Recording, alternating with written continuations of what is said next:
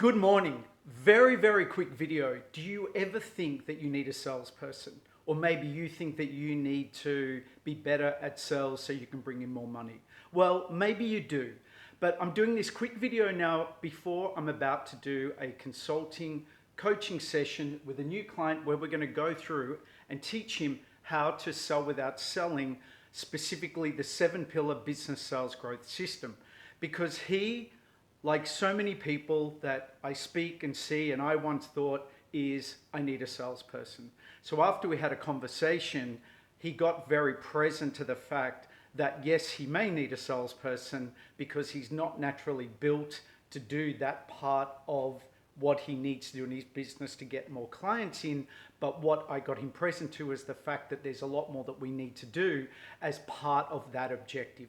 So we're about to do the session. I just want to share with you quickly what it is that we are going to do, because this may help you when you go about thinking about, do you need a salesperson or do you need to sell more? But maybe you do, and maybe you need more of this. So I always like to prepare before each of my sessions, most specifically thinking about what is it that my client wants and what I most want to help them achieve as an outcome and as a result from this work that we're doing. So for him today, what I want to do is teach him the how to sell without selling sales system and help him understand the process so he can achieve his sales and client growth.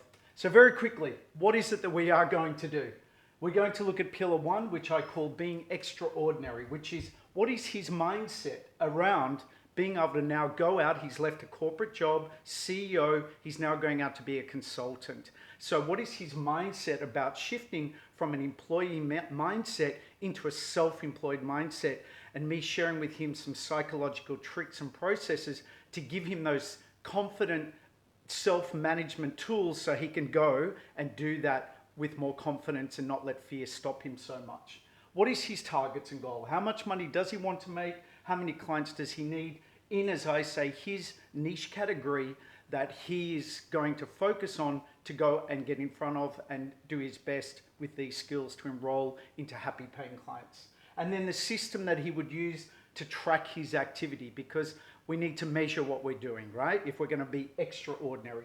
The next thing is catching customers, which is what I call in relation to our marketing, which is, as I like to say, where are the 3 ponds that we're fishing in to go and get in front of our ideal clients or customers. So for him, what I've recognized from our initial planning session is his niche is in a couple of specific areas, and they're in professional services and in a couple of others that he's worked in previously, and I can see he can bring them value. As opposed to going out to the whole marketplace, helping him understand that he fishes there consistently because he thought he could help everyone, which he can, but as you probably know, the more targeted that we can be with who we want to work with, we can get our message very sharp around what's their goal, what's their problem, how we can provide a solution.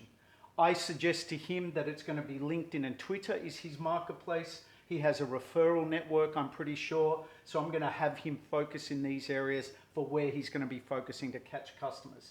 His assets, his digital assets, I'm going to say he does not necessarily need a whole website, but he will need a promotional page, which talks about who he is, what he does, and proving that he can do the work.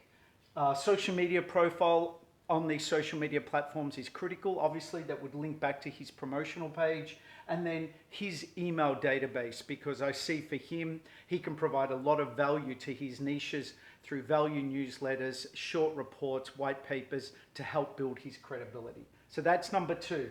And then number 3, we now start getting into maybe what you would consider, or he considers, the traditional sales, which is the activity, which is actually sending the emails and knowing how to write them and have them get read is a psychological process and structure that he's going to need to know, and I'll show him. Doing posts that actually get read and drive traffic back to him so he can get meetings and get clients. Making the calls. Now for him, his whole focus was thinking that that was what he needed. He didn't want to do calls to get meetings.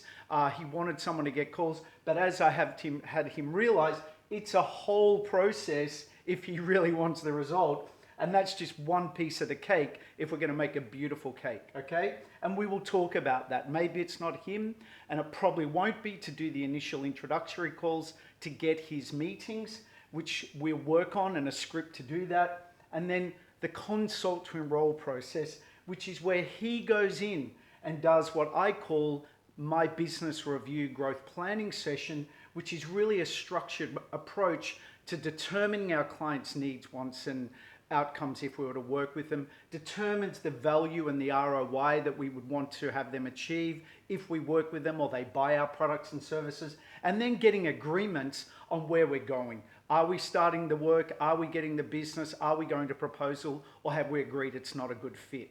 Then we go into pillar 5, 6, 7, which I don't have time to tell you about now. I'll tell you about that after the meeting. But as you can see, I hope this helps, there is so much more to this I just need a salesperson. Thanks for watching. I'll be back to you after the meeting and I'll let you know how this goes. All right.